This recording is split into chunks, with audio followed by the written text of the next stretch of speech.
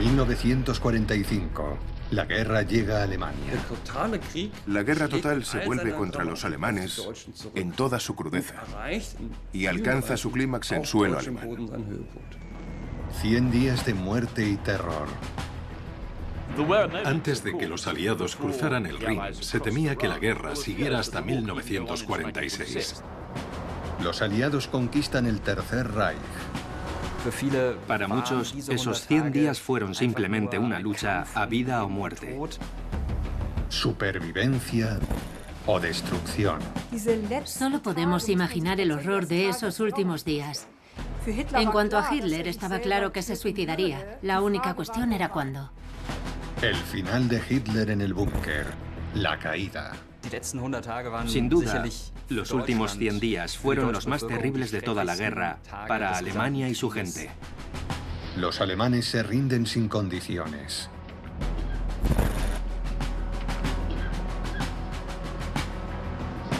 Cuenta atrás para la rendición. Los últimos 100 días. 6 de marzo de 1945, 63 días para que termine la guerra. Colonia se despierta por la mañana con la certeza de que este es el día en que la ciudad catedralicia será ocupada por las fuerzas estadounidenses. En los últimos días, la 104 División de Infantería de Estados Unidos se ha abierto paso hasta el centro de la ciudad. La mayoría de la población civil ha sido evacuada. Los soldados alemanes se rinden individualmente. No está claro cuántos defensores se han atrincherado en el centro de la ciudad. Los estadounidenses sufren muchas bajas en los combates casa por casa. La Wehrmacht aún controla gran parte del Reich, pero los aliados siguen avanzando.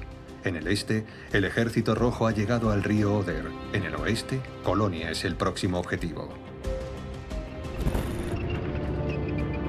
Protegidos por sus tanques, los soldados estadounidenses entran en la ciudad vieja. El 6 de marzo, el New York Times relata escenas que recuerdan a Stalingrado. Francotiradores al acecho y unidades de la Wehrmacht atrincheradas en los callejones.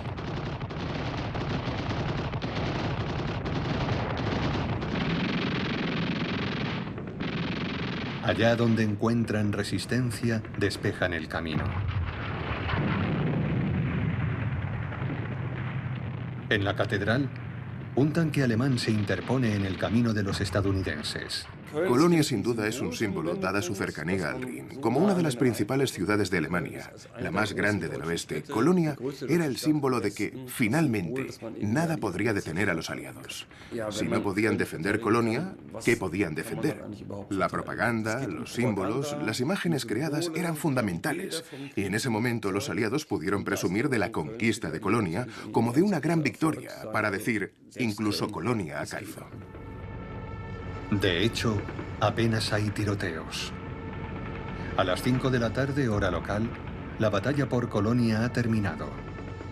El alto mando de la Wehrmacht informa casi lacónicamente: se abandonaron al enemigo las ruinas de Colonia. Como el ministro de propaganda Joseph Goebbels escribe indignado en su diario, que Colonia se rindiera en una hora es absolutamente vergonzoso. Los sanitarios estadounidenses atienden a una mujer herida que quedó atrapada entre las dos líneas. Otros son menos afortunados. Ancianos convertidos en poco más que piel y huesos, lisiados con ojos de cristal y piernas de madera. Así describe el Servicio Secreto de Estados Unidos la última resistencia de Hitler en Colonia. 8 de marzo de 1945, 61 días para el final de la guerra. Remagen. A 50 kilómetros al sur de Colonia se encuentran los restos del puente ferroviario que antaño cruzaba el Rin. El día anterior, los estadounidenses tomaron el puente de Ludendorff. Los explosivos alemanes lo dañaron, pero no lograron demolerlo. Los soldados estadounidenses cruzan el Rin por primera vez. En 24 horas, 8.000 soldados forman una cabeza de puente en la orilla derecha del Rin. Hitler tenía muchas esperanzas en poder mantener la posición en el Rin, que, una vez más, era un símbolo muy importante. El Rin, el gran río del destino de Alemania, debía resistir a cualquier precio, y era un obstáculo formidable para el avance aliado. Por algo se prepararon concienzudamente para cruzarlo y eran cautos. Quién sabe si lo lograremos y a qué precio. Todos los puentes habían sido volados excepto el de Remagen. 8 de marzo. Un equipo de cámaras de Estados Unidos rueda en el lugar. Como no estuvieron en el histórico cruce del Rin, simplemente lo recrean para el público de los cines estadounidenses. Es un hito en el camino hacia la victoria. Curiosamente, no tuvo tanto efecto en Occidente como lo tuvo en el Este, es decir, sobre Stalin. Sabemos que conquistan el puente y cruzan el Rin el día 7, y que la mañana siguiente, Zhukov recibe la orden de volver de inmediato a Moscú para empezar a planificar la operación de llegar a Berlín. Fue un momento absolutamente clave porque Stalin comprendió entonces que los estadounidenses habían cruzado el Rin y podían avanzar más rápidamente. Y para él lo más importante era llegar a Berlín antes que ellos. Como mariscal de la Unión Soviética, Zhukov es el máximo responsable del avance del Ejército Rojo en el este. Todos le consideran un gran comandante. El 8 de marzo de 1945, Stalin inmediatamente exige planes para la batalla de Berlín. Para las tropas de Zhukov, la conquista de la capital del Reich es a partir de ese momento su principal objetivo.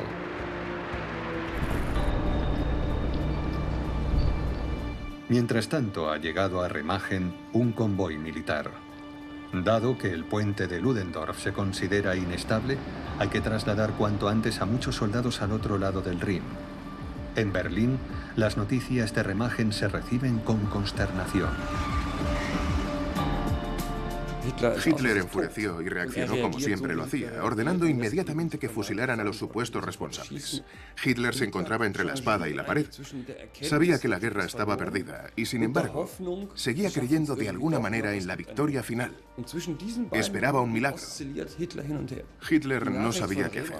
Por supuesto, la noticia de Remagen fue otro golpe para sus esperanzas de que, después de todo, podría de alguna manera cambiar el desenlace de la guerra. El informe sobre el estado de opinión de Wehrmacht Propaganda señalaba: la caída de Remagen ha tenido mucho que ver con los sabotajes. La opinión mayoritaria de la población es que ha sucedido como en la Primera Guerra Mundial, pero a la inversa. La patria resiste bajo duras condiciones, mientras que el frente se debilita.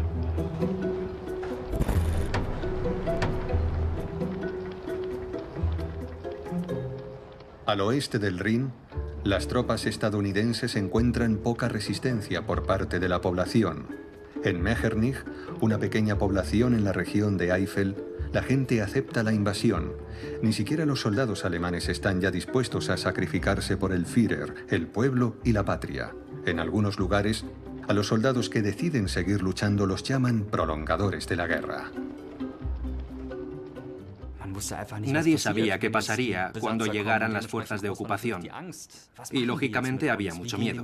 ¿Qué harán ahora con nosotros? ¿Cómo nos tratarán? Por supuesto, también circulaban historias de las zonas ya ocupadas. Y la propaganda hizo el resto exacerbándolo todo. Y por esa razón, los libertadores no eran percibidos necesariamente como tales. Al contrario, la mayoría de la gente estaba muy preocupada. La propaganda nazi muestra imágenes de Berlín en las que la población alza barricadas.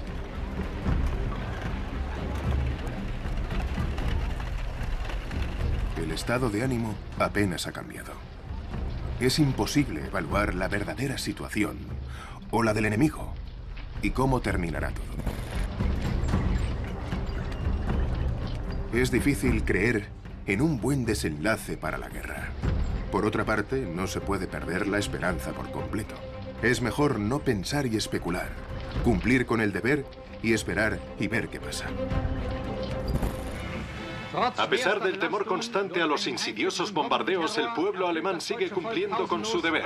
Los suministros llegan constantemente a las zonas de batalla del frente oriental, donde las tropas alemanas se enfrentan a un enemigo infiltrado en sus propios pueblos y aldeas que actúa con una brutalidad sin parangón en la historia de la humanidad. La propaganda de la época retrata a los soviéticos como bestias que se abalanzan contra el pueblo alemán con la voluntad de destruirlo todo. Y, por supuesto, ese era el mayor temor. El miedo jugó un papel muy importante, especialmente en el este, donde la resistencia fue total. En el este, el Ejército Rojo controla un frente amplio en el Oder. Pero cerca de Görlitz, la Wehrmacht reconquista la pequeña ciudad de Lauban. 8 de marzo de 1945. 61 días antes de la rendición. Desde Berlín llegan al Oder unos visitantes ilustres. Joseph Goebbels quiere ver la situación por sí mismo. En su diario escribe: los oficiales que me acompañan me informan sobre la moral de combate del enemigo. No es especialmente alta. Cada vez que conquistan una posición, si les respondes con fuerza, enseguida la abandonan.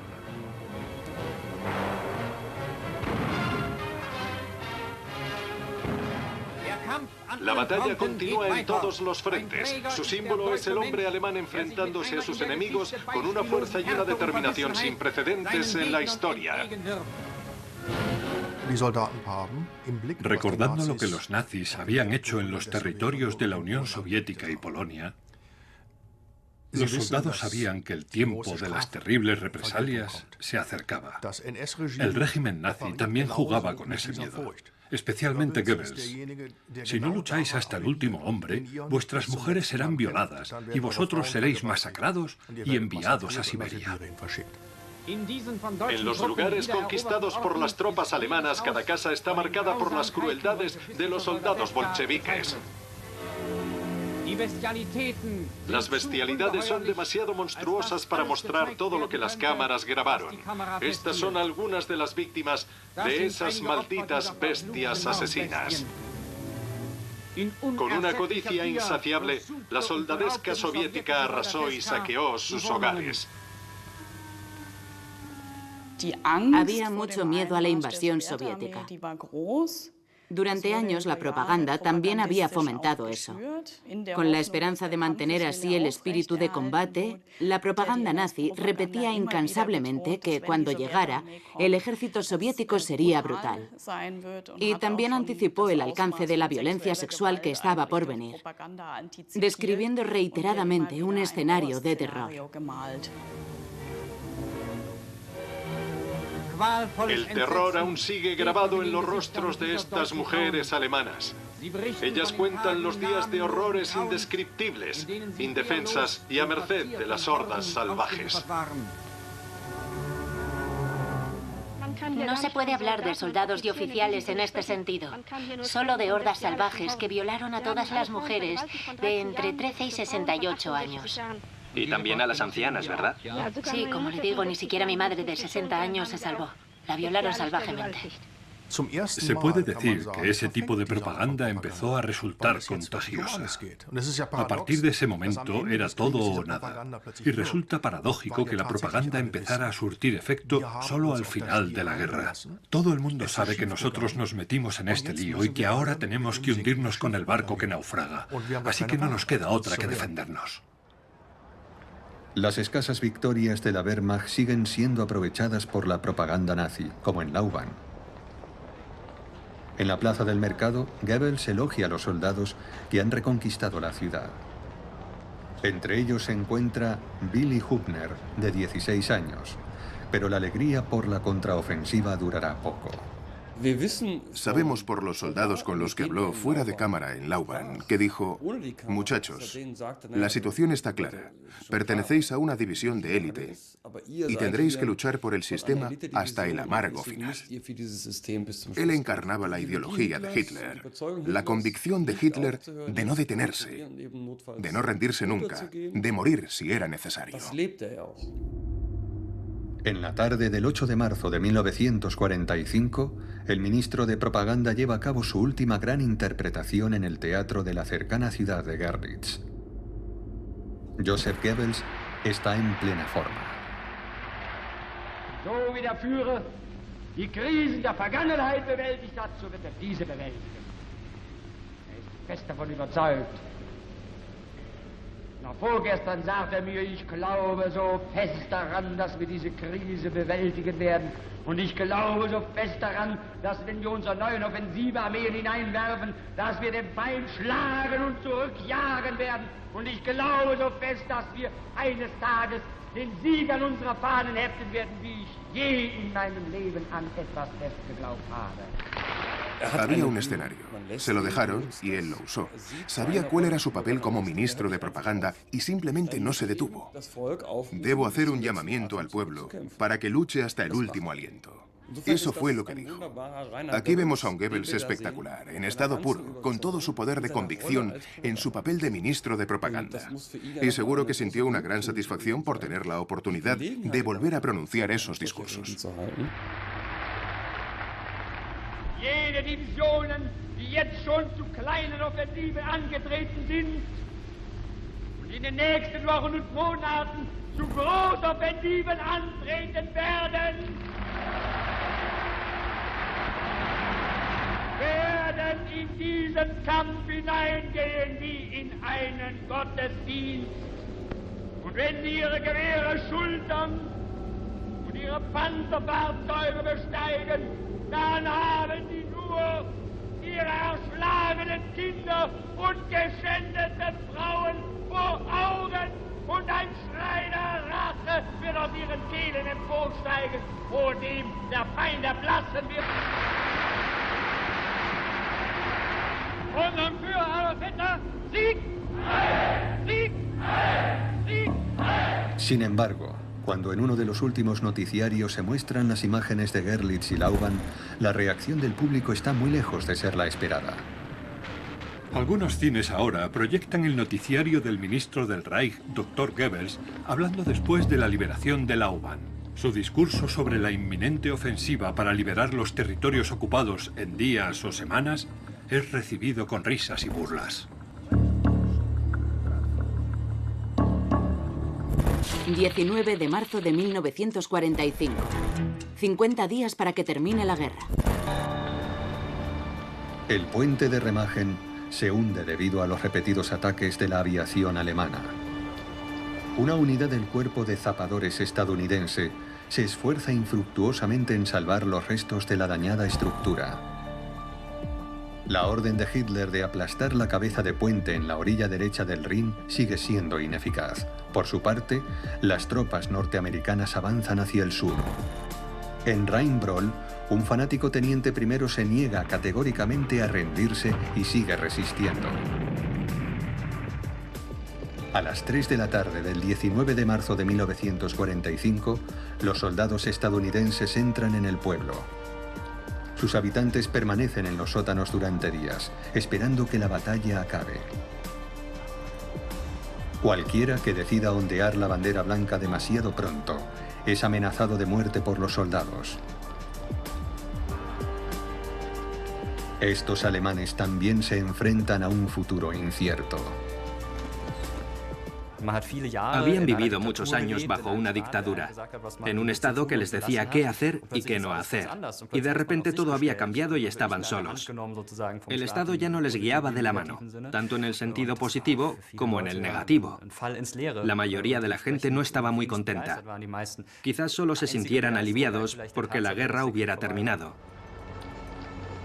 Como escribe un soldado alemán a su familia: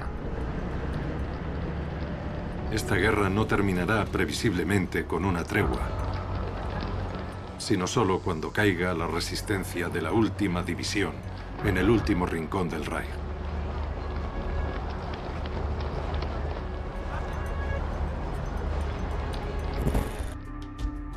Mientras los ejércitos estadounidenses avanzan a lo largo del Rin y al sur del Eifel, las tropas británicas y canadienses libran duros combates en el bosque de Reichswald.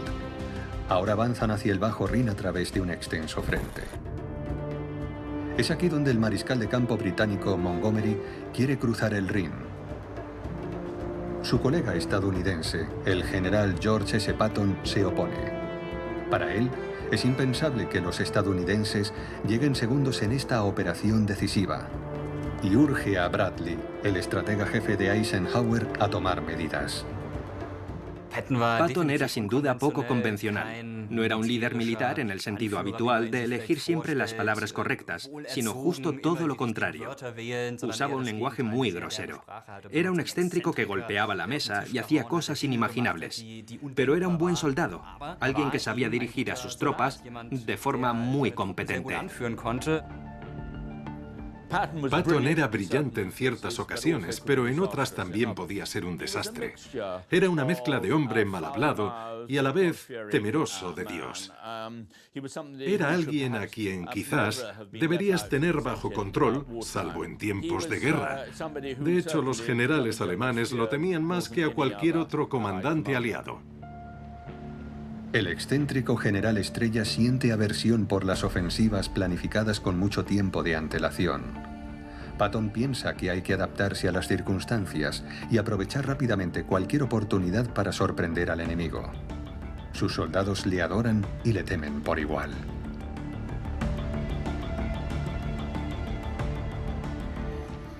Patton también era un consumado experto en todo lo relacionado con la guerra de tanques y aseguraba avances muy rápidos.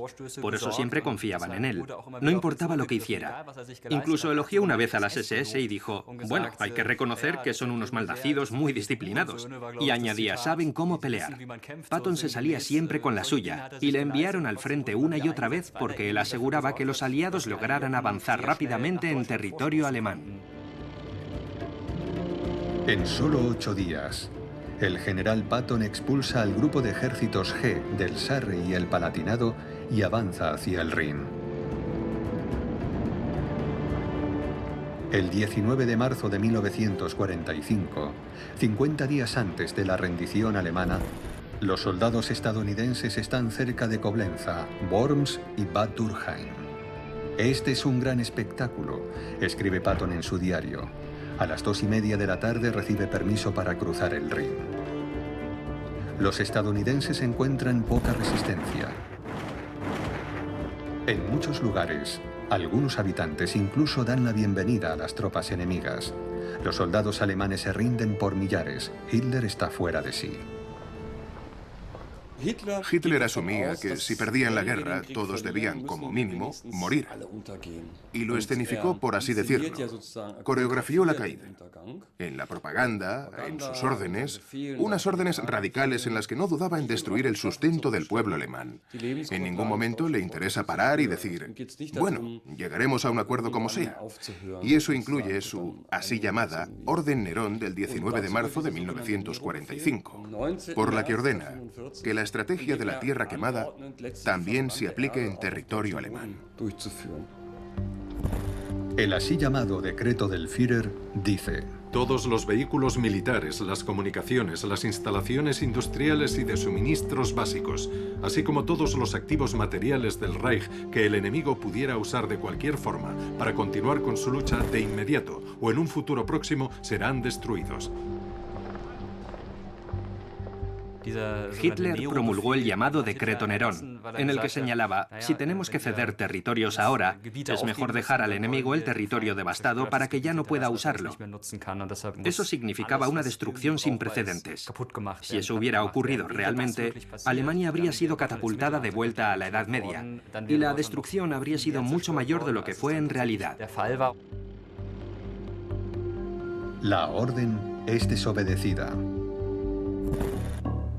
Albert Speer, el ministro de Armamento, comentaría más tarde que Hitler, en una conversación privada, le explicó que como resultado de la selección efectuada por la guerra, Alemania había demostrado ser inferior a los pueblos más fuertes del este.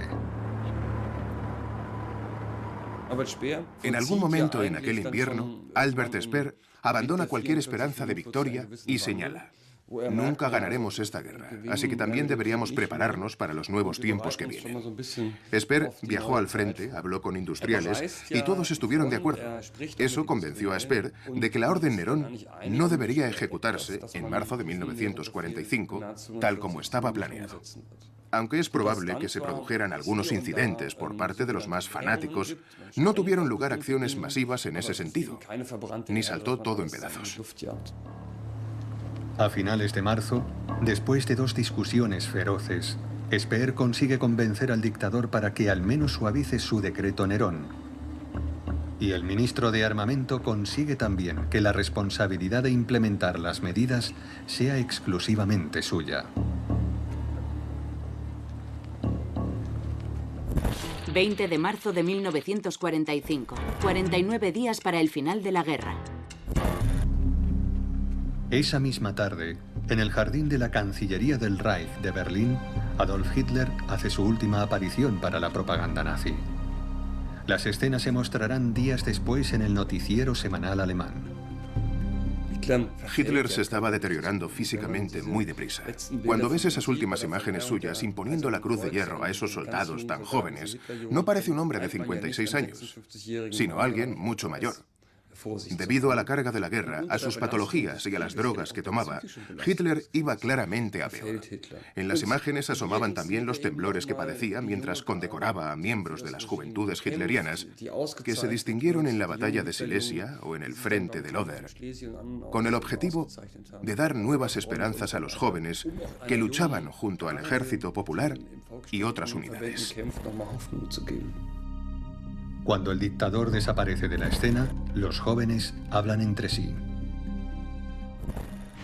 Cuando los rusos se estaban acercando a Lauban, me ofrecí como mensajero del comandante de nuestras tropas. Mi misión era llevar informes a los puestos de mando de las diferentes compañías. Además de eso, a menudo llevaba lanzagranadas y raciones a primera línea. Llevaba los lanzagranadas en carretillas hasta la primera línea bajo el fuego enemigo. Alfred Check, de 12 años, es aclamado en el periódico oficial nazi Völkischer Beobachter como un modelo para la juventud que lucha en la batalla por el ser o no ser. 23 de marzo de 1945. 46 días para que termine la guerra. Desde Nierstein del Rin, los estadounidenses planean cruzar el río por la noche. Pero bajo su propia autoridad, el general Patton ordena adelantar la operación 24 horas. En la mañana del 23 de marzo de 1945, todo se decide en Nierstein. Los suministros atraviesan la ciudad. Los equipos de cámaras del Cuerpo de Señales de Estados Unidos registran un gran acontecimiento histórico, la operación de desembarco anfibio más grande desde el día D.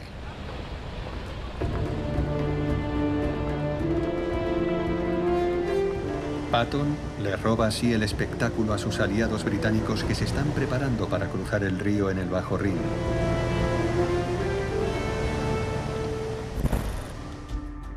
Los aliados controlan un amplio frente en el Rin. Mientras Montgomery y sus ejércitos esperan la orden de atacar cerca de Wesel, los estadounidenses han formado una cabeza de puente en Nierstein. Los pocos defensores alemanes en la orilla oriental del Rin se rinden sin presentar resistencia. El 23 de marzo de 1945, Patton, entusiasmado, llama al general Bradley. Brad, por el amor de Dios, cuenta a todos que lo hemos logrado. Dile al mundo entero que lo hizo el tercer ejército incluso antes de que Monty empezara a cruzar. Es la victoria de Patton y él quiere celebrarlo como se merece.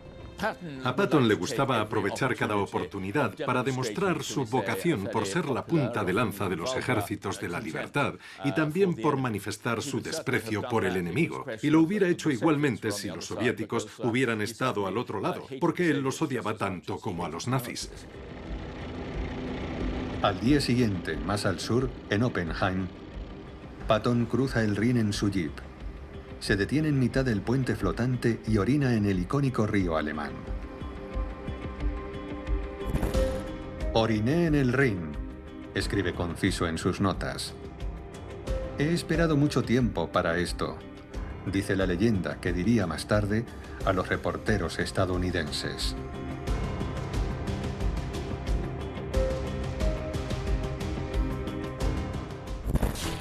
...25 de marzo de 1945... ...44 días para que la guerra termine.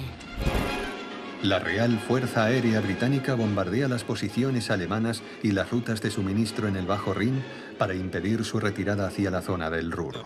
Los pocos que ganaron la batalla de Inglaterra se convirtieron después en muchos en la batalla de Alemania. Apenas 24 horas después de que se inicie la Operación Plunder, los británicos controlan una cabeza de puente de unos 10 kilómetros de ancho en la otra orilla del Rin.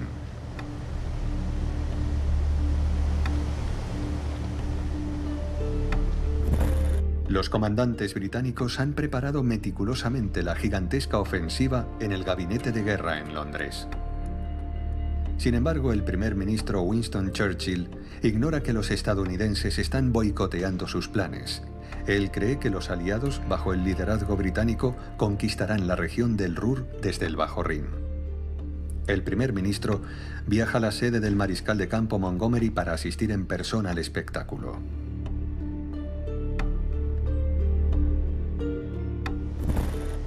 Winston Churchill cruza el Rin el 25 de marzo de 1945.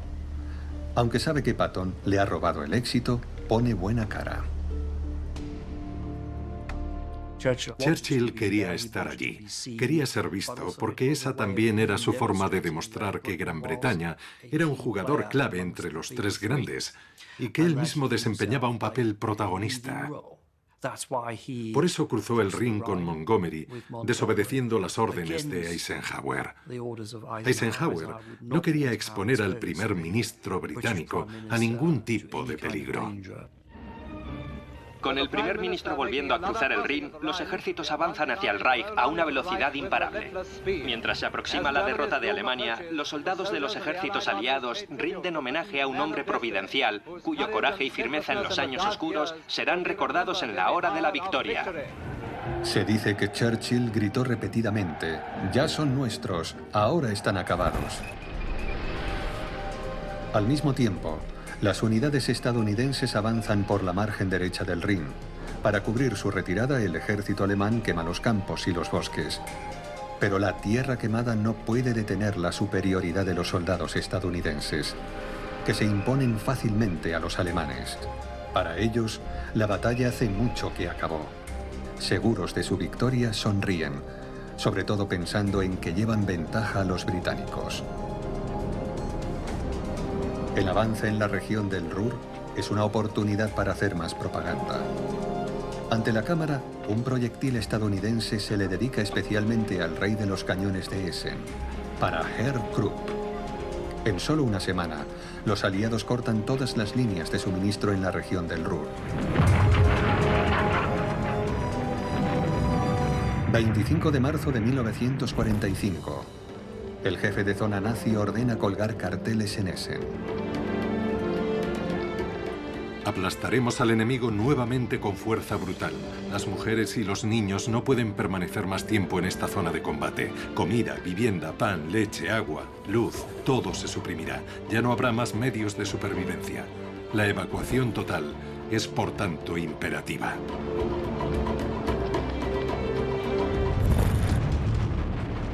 La Fuerza Aérea de los Estados Unidos limpia el camino para el avance de las tropas.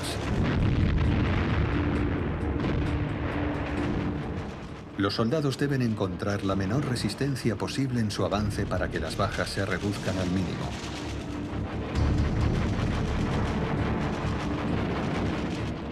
El plan da resultado.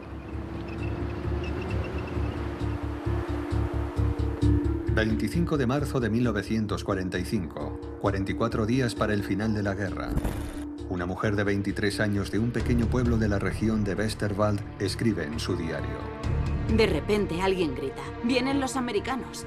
Ya no puedes pensar, solo puedes decir como Schiller: todo es correr, recoger, huir. Una imagen triste se muestra ante nuestros ojos fuera del pueblo. ¿Esta es nuestra orgullosa Wehrmacht alemana?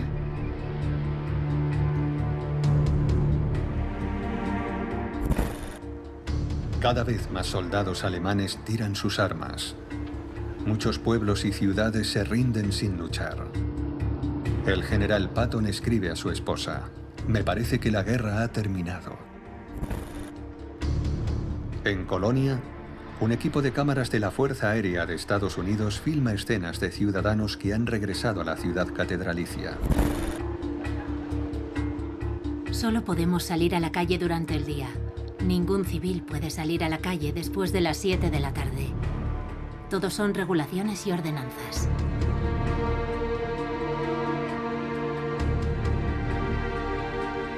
Esta vez vamos a ser totalmente exorcizados del militarismo y el nacionalsocialismo. No se permite ni un atisbo de lo que hasta ahora había sido nuestro mundo. 1 de abril de 1945, 37 días para el final de la guerra. La relación entre británicos y estadounidenses sigue siendo tensa.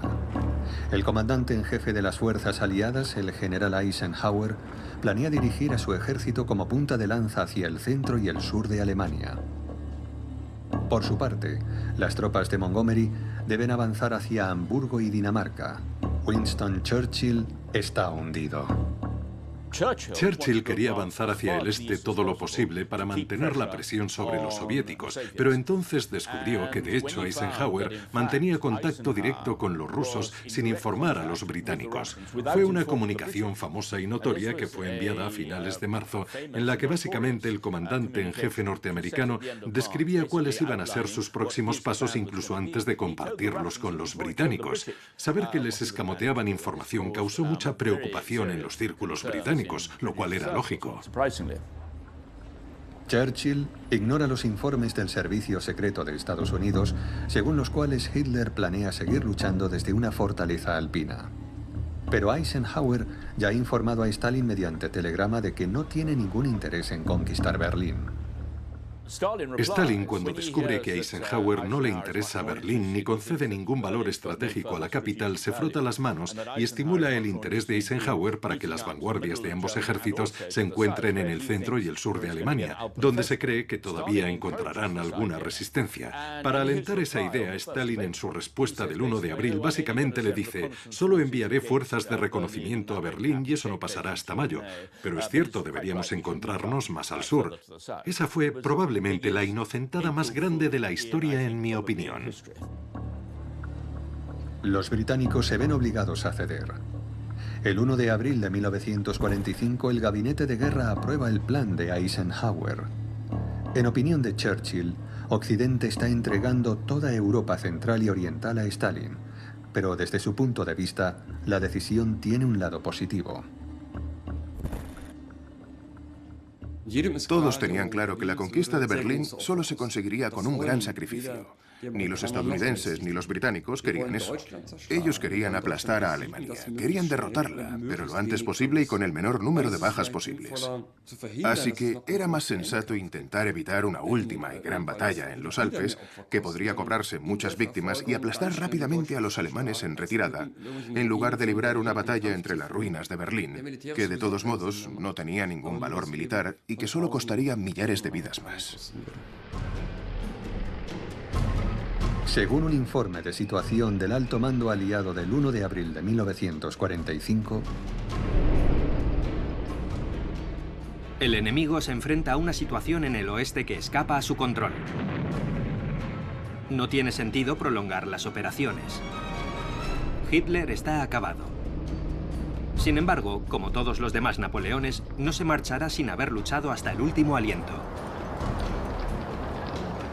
Solo queda por ver cuánto durará ese aliento o si los alemanes están dispuestos a seguirle.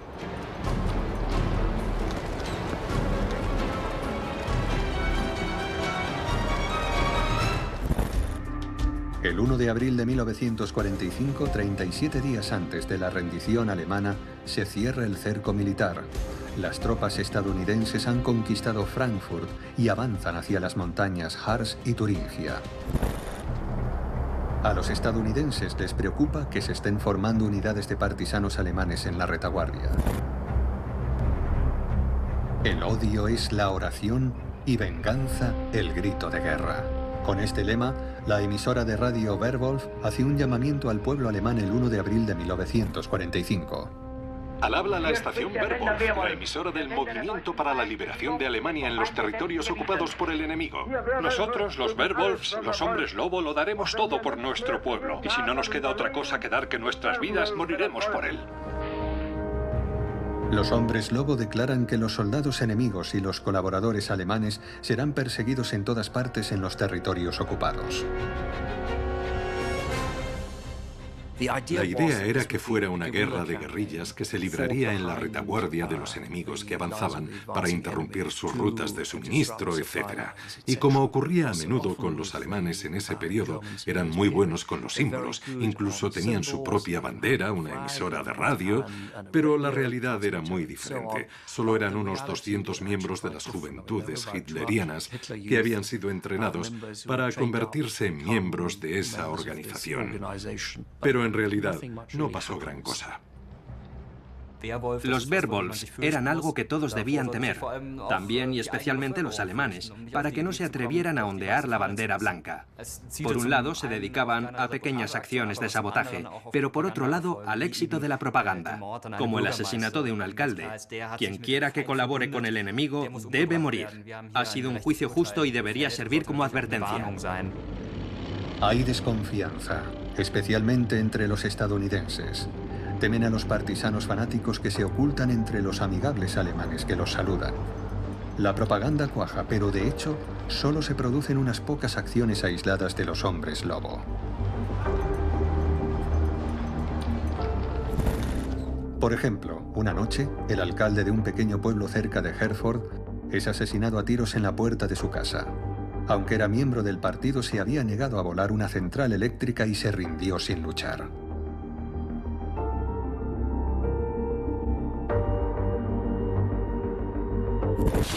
...9 de abril de 1945... ...29 días para el final de la guerra. El campo de concentración de Flossenbürg, en el norte de Baviera. Aquí, a principios de abril de 1945, estaban internadas más de 15.000 personas que eran usadas por las SS como mano de obra esclava. Cuando los estadounidenses liberan el campo a finales de abril de 1945, se filman estas imágenes. Encuentran 1.500 supervivientes y muchos cadáveres. Saben que las enfermedades, el hambre y el cansancio produjeron un gran número de muertos, pero también se dan cuenta de que las ejecuciones han sido frecuentes. El régimen en sus últimos días solo quería matar a todos los que seguían encerrados en sus mazmorras. Ellos no deben sobrevivir. Nosotros tampoco sobreviviremos. Siguiendo esa lógica, Hitler, su séquito y todos los que creían en él no sobrevivirían. Por lo tanto, los enemigos del pueblo alemán tampoco debían sobrevivir. Y esa es la razón por la que los lugares de ejecución seguían activos. El régimen hizo todo lo posible por asegurarse de que nadie sobreviviera. Los investigadores estadounidenses descubren que destacados opositores nazis fueron ejecutados en Flossenbürg el 9 de abril de 1945, por orden personal de Hitler. Entre ellos estaba Dietrich Bonhoeffer. El teólogo, conocido en todo el mundo, había sido arrestado por la Gestapo debido a sus contactos con la resistencia. Dietrich Bonhoeffer realmente fue un hombre de Dios en el verdadero sentido de la palabra. Alguien que vivió para su fe y sobre todo para su iglesia, la iglesia confesante que se oponía al nacionalsocialismo. Su participación en la resistencia fue su perdición. Durante mucho tiempo no pudieron probar nada en su contra, pero tras los hechos del 20 de julio fue ejecutado poco antes de que terminara la guerra. Para Bonhoeffer, la muerte solo es el final de su existencia terrenal. Al amanecer del 9 de abril de 1945, es conducido hasta la horca. Un testigo presencial contaría más tarde que nunca antes había visto a un hombre enfrentarse a su muerte tan piadosamente. El oficial responsable de las SS envía un mensaje de radio encriptado a la sede de la Gestapo en Berlín. Misión cumplida según lo ordenado, no se requiere confirmación. Los restos de Bonhoeffer son incinerados en el crematorio de Flossenbürg. Su lugar de descanso final se encuentra en el monumento llamado Valle de la Muerte.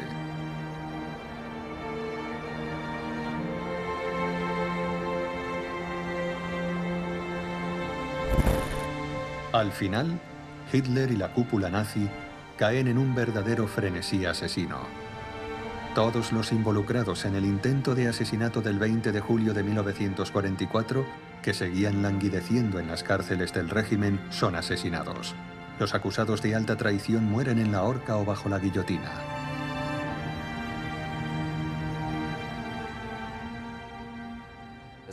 También era como un mensaje simbólico que decía: las personas que participaron en la resistencia serán ejecutadas antes de que acabe la guerra, como una advertencia para la población. Cuidado, mirad lo que les ha pasado. Aunque nuestra situación sea muy difícil, si hacéis lo mismo tendréis un grave problema. Solo en la prisión de Plötzensee de Berlín, 57 personas son decapitadas a mediados de abril.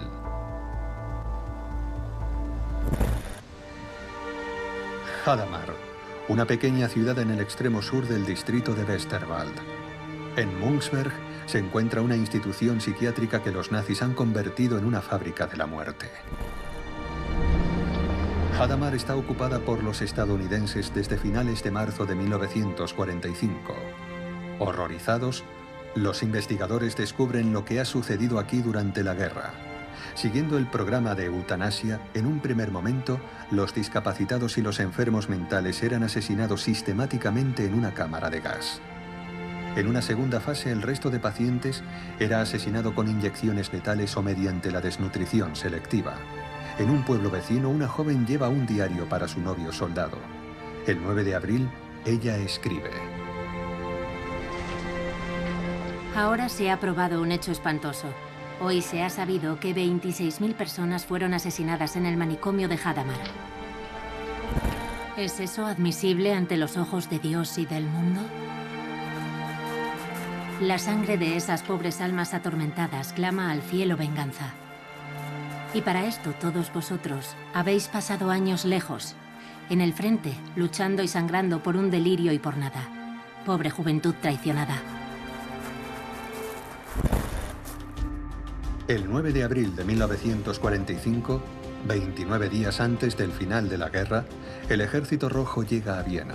En Prusia Oriental se libra desde hace días la batalla por la capital de Königsberg. Aquí, desde finales de enero, permanecen rodeados unos 130.000 alemanes. Los camarógrafos soviéticos filman estas espectaculares escenas de combates callejeros en el centro de la ciudad. El ataque final es completamente caótico y el Ejército Rojo sufre muchísimas bajas. El mismo día, el periódico militar Estrella Roja publica un artículo con el titular «Basta», con la intención de alimentar el odio hacia los alemanes. Habla de ellos como devoradores de hombres y los señala como una enorme banda de matones irresponsables. Incluso llega a afirmar que Alemania no existe. Estas afirmaciones se destinaban a justificar los excesos cometidos por los soldados en el frente, que tenían lugar sobre todo después de violentos combates y de aplastar al enemigo, con el permiso tácito o expreso de la oficialidad. Eso no sucedía al producirse una rendición formal tras una negociación. En ese supuesto suelen producirse pocos excesos porque han pasado algunas horas y en ocasiones incluso días entre la acción de la batalla y la rendición en sí misma, lo que produce que los sentimientos se hayan enfriado. Pero cuando los combates acaban con una resistencia feroz que cuesta al atacante la mitad de sus hombres, entonces el peligro de saqueos, masacres y excesos es extremadamente alto, ya que los soldados quieren vengar a sus camaradas. El 9 de abril de 1945, enfrentado a una situación desesperada, Otto Lask, el general alemán al mando, decide entregar la fortaleza de Königsberg. Inmediatamente, Hitler lo condena a muerte. Königsberg se convierte en el Kaliningrado soviético. Königsberg es un caso que demuestra lo contrario de lo que se suele decir sobre el Ejército Rojo. Sabemos que la toma o rendición de la ciudad fue relativamente civilizada y que se realizó de acuerdo con las reglas de la ley marcial. Es algo que puede resultar bastante sorprendente si no se eliminan los prejuicios, pero así sucedió. Se produjo la rendición y los soldados alemanes fueron trasladados como prisioneros de guerra. 92.000 soldados alemanes se dirigen al cautiverio. Inmediatamente después de su conquista, la población civil es expulsada de la ciudad.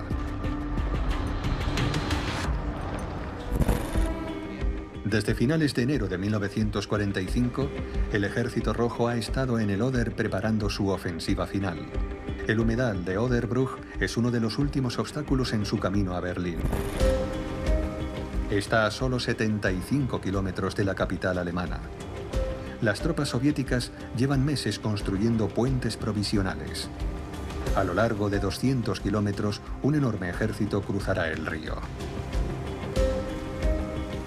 En el otro extremo del Oder se encuentra el cuartel general del mariscal de campo Zhukov, quien dirigirá el ataque final contra Berlín con los 11 ejércitos del primer Frente Blanco ruso.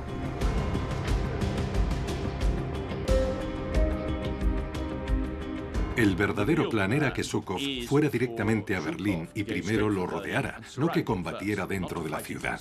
Y la razón para eso era que querían asegurarse de que los estadounidenses no pudieran entrar desde el oeste. La razón principal por la que los rusos querían llegar primero era, por supuesto, la evidente importancia simbólica de Berlín. La idea era que quien controlara Berlín controlaría Alemania y quien lo hiciera controlaría Europa Central. Pero la segunda era una cuestión de honor. Querían acabar con la guarida de la bestia fascista. Los soviéticos tenían derecho a ocupar Berlín por todo lo que habían sufrido.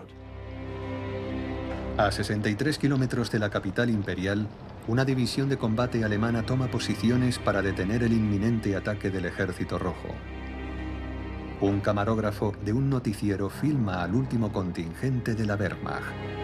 Los defensores aún solo tienen que enfrentarse a los aviones de reconocimiento soviéticos. Rendirse aquí no es una opción. ¿Qué pensaría un soldado al acostarse en el frente del Oder con el Ejército Rojo delante de sus narices? El 99% probablemente pensaría, se acabó el juego.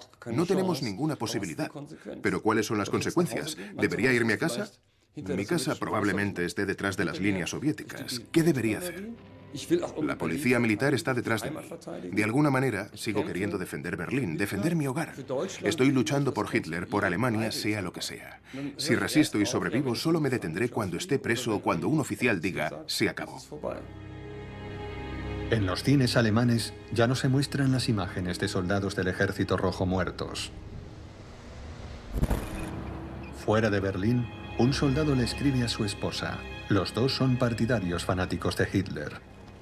Querida, lo hemos soportado todo juntos, y juntos agradecimos cada regalo, juntos, así de fácil.